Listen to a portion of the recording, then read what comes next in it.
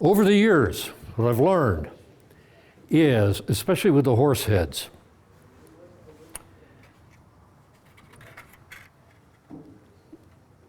it's always fun to see the reaction people get when you give them a horse head. One of the problems is, be careful, it's not a toy. These things are sharp. And I gave a bunch of these away, and then sit back and think about it. Nowadays, I laminate. I take 2 sheets and I glue them together.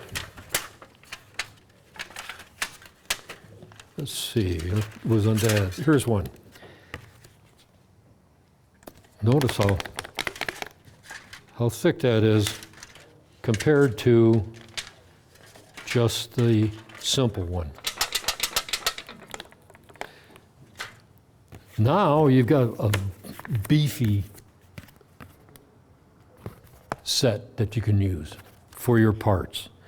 So this horse is done, and you can tell the difference. There's the inside of the can. You can see the aluminum. That aluminum doesn't appear there, and the horse feels very solid compared to this. I use lead weights in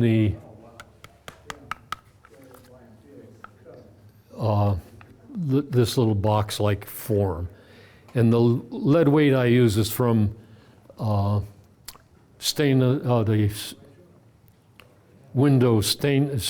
glass windows. Stained glass, thank you.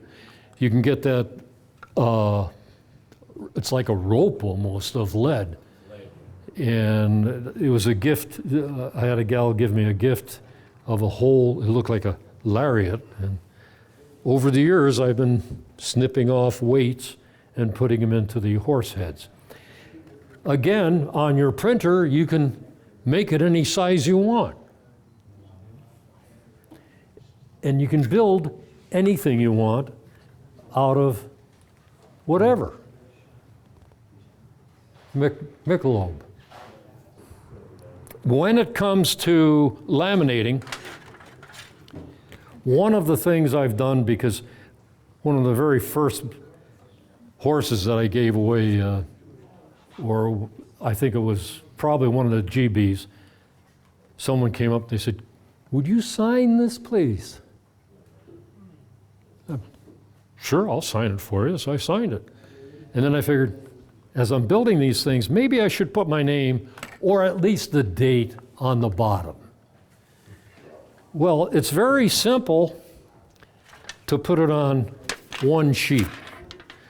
And if you take your printout of your signature or whatever you want to say, and you put it on here, just remember which side is going to be on the outside, because you want to be able to read what you wrote. So I put it down, put it backwards, because I want the color on the outside, and I put my name and the date. It's easy to do on one sheet. If you laminate, rody-do-do, there's my name, there's a date. Okay, I'll cut the part out. It can't see it on the other side.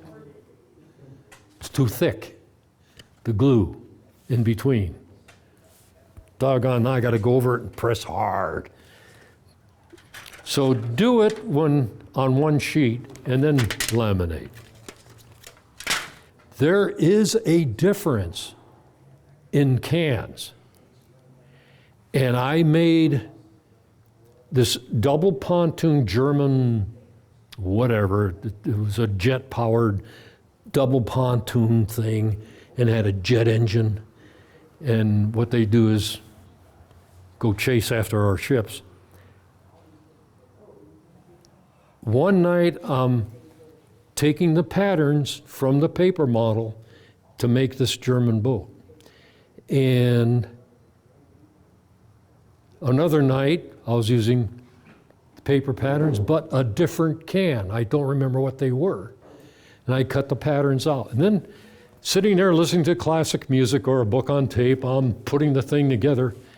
And then I hold it up. I wish I had brought it because you can see a difference. This can and this can and this can, all different. They didn't have the same aluminum look to it. I don't know. Here's an Ultra Michelob's. Here is a Coke.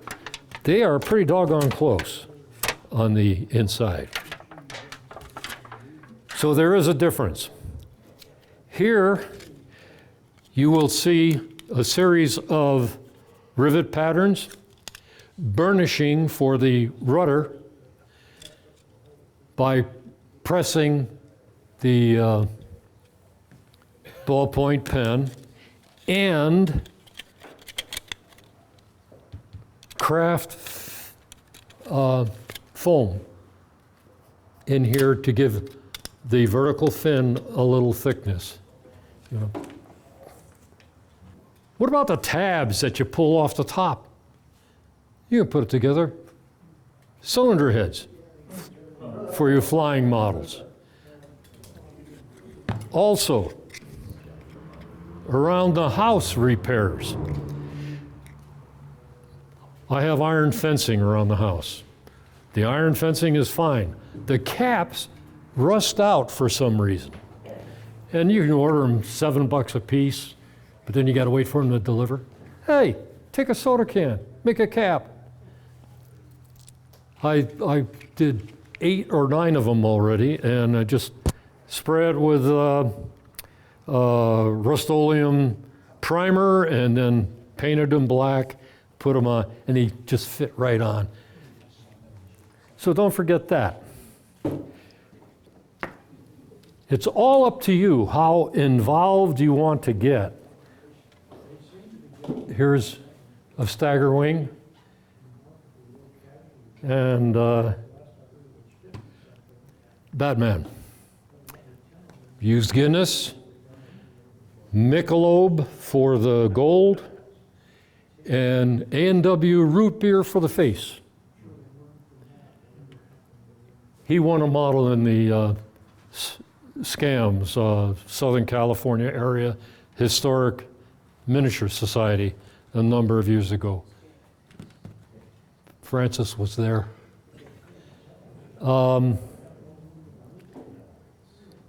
This was a bear.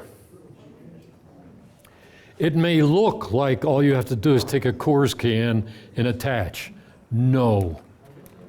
It's all done with patterns, and it's survived a number of years. This also took a award at SCAMS competition.